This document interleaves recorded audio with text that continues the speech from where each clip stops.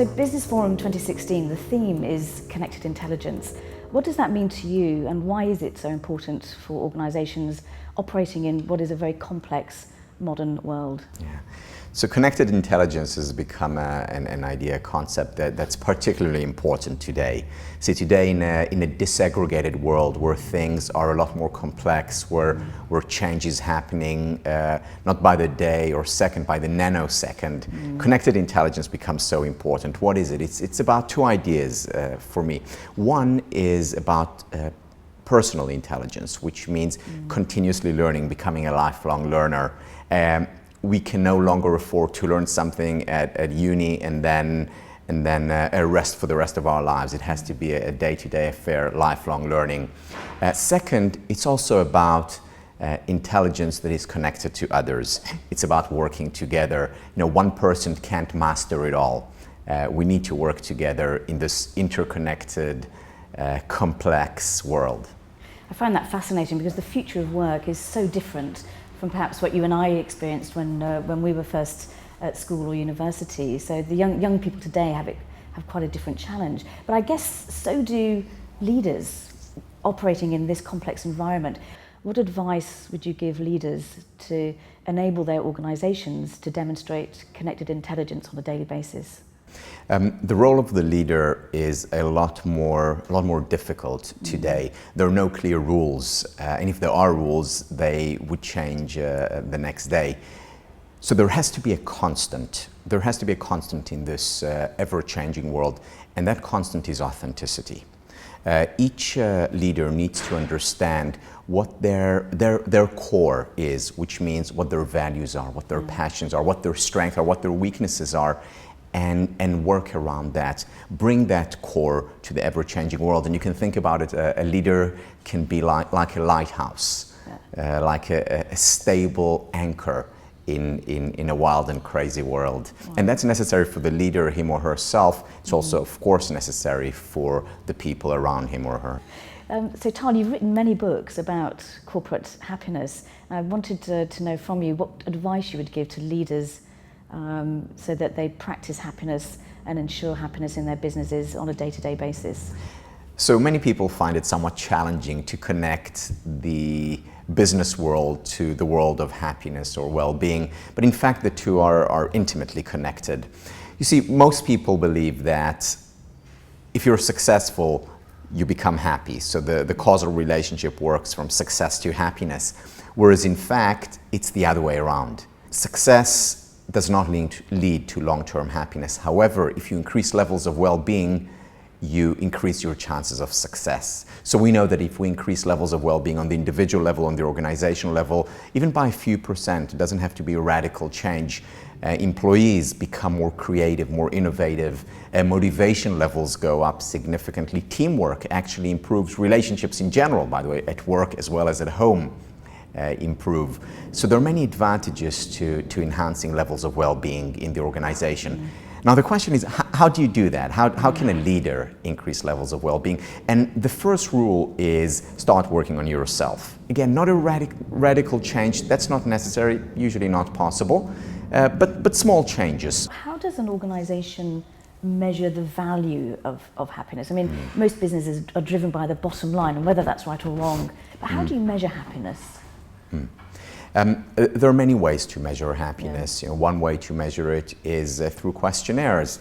That is not as reliable as going into people's brains. We actually know what a happy brain looks like today, and we know that certain activities contribute to that happiness. Now the interesting thing is that is immediately translatable to the bottom line. So companies that are concerned about their employees' well-being, and when I mean well-being, I mean it in the broad sense. It's physical well-being, it's their health, it's their emotional well-being, it's the relational well-being within the organization as well as outside the company. These companies actually are more likely to succeed. Their employees put more effort into their work, they are more engaged, which is a huge issue in today's corporate world, the disengagement. So they're more engaged, and they're also healthier, so they're more likely to show up for work. So Tal, just looking at an organisation and its happiness, What advice would you give to a leader to ensure that happiness, resonates within the organisation and makes a difference? Yes, so the main thing for a leader is to start by focusing on their own happiness. So how do they do that? For example, regular physical exercise. It turns out that exercising regularly has the same effect as our most powerful psychiatric medication. In fact, it works in the same way. It releases norepinephrine, serotonin, dopamine, the feel-good chemicals in the brain.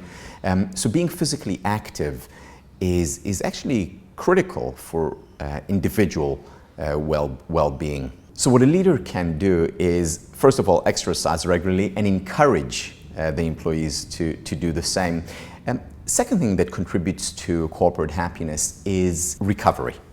So it's okay to work hard. We can deal with stress. We're good at dealing with stress. The key, though, is to have times for recovery. And times for recovery means the 3 deep breaths every once in a while. The getting up for a walk.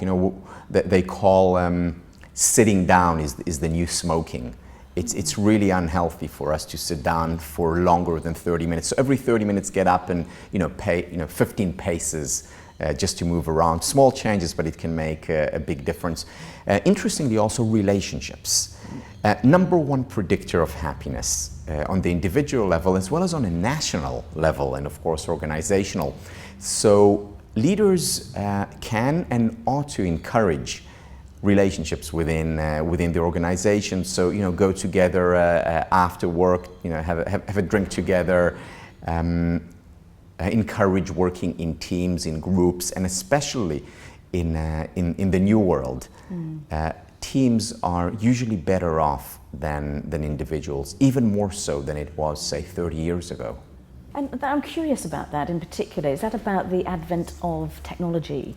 So with improved, faster, more connected technology, more pressure, if you like, is put on individuals, but also it's made our lives a little easier in terms of being connected.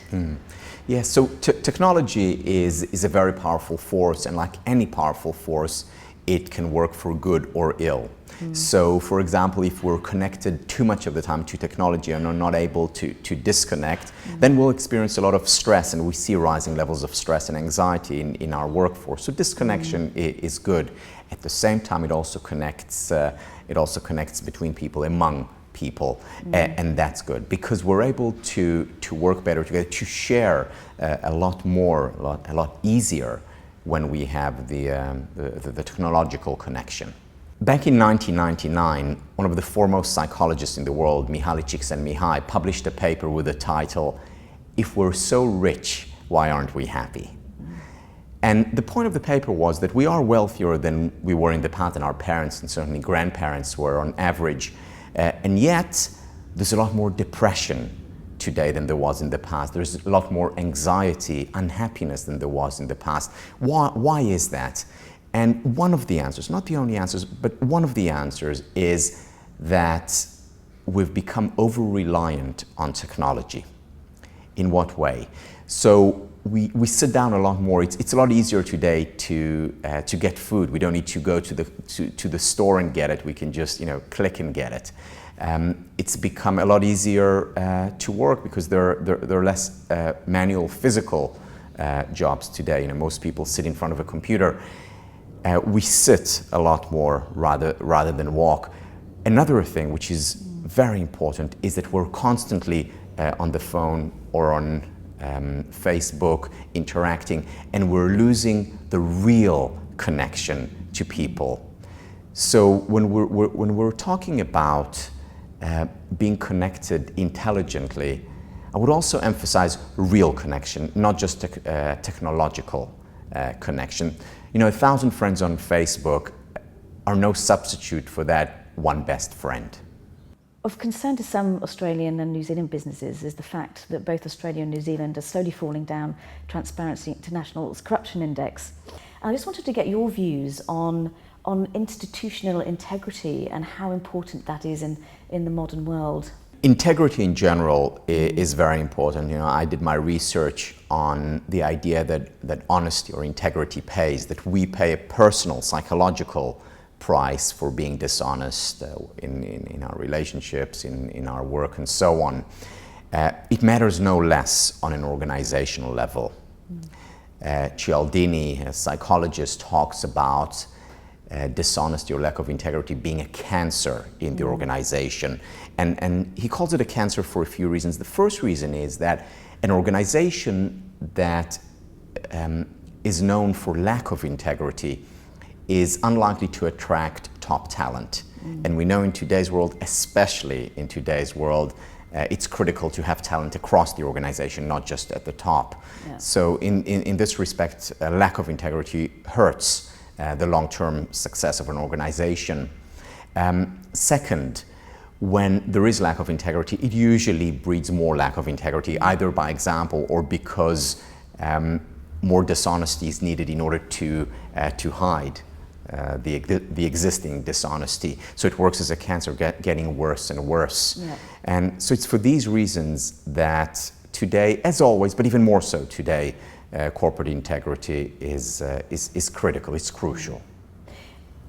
And that goes back to authentic leadership, I'm guessing, so that actually institutional integrity is all about, not all about, but certainly substantially about the leadership within an organization. The North American philosopher Ralph Waldo Emerson wrote in 1841, he wrote, "What you do speaks so loudly that I cannot hear what you're saying."